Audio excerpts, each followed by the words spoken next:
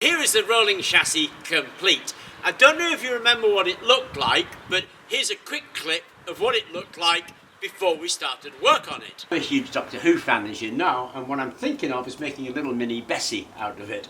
So kind of like an Edwardian tourer, you know, the bucket seat here and then the Model T front end. Anyway, I'm really loving this. Now let's get modifications, and I'm just going to give you a tour of those modifications.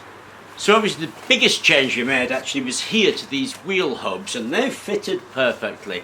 Now the tyres themselves are just ordinary Space Saver car tyres. They're 100mm across by 58cm diameter.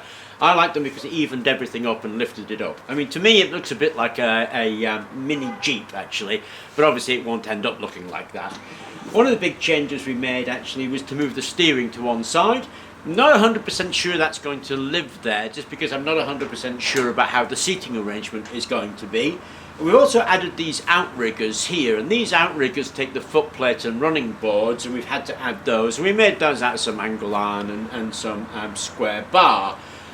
We clearly refitted the pulley. Now I'm not, again, 100% sure about what that transmission is going to be like. I'd like it to be the belt transmission that originally came with it, because I'd like to make as few changes as possible.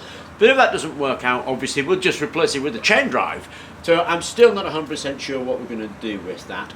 But those are the modifications finished to make the rolling chassis. It's like a cat.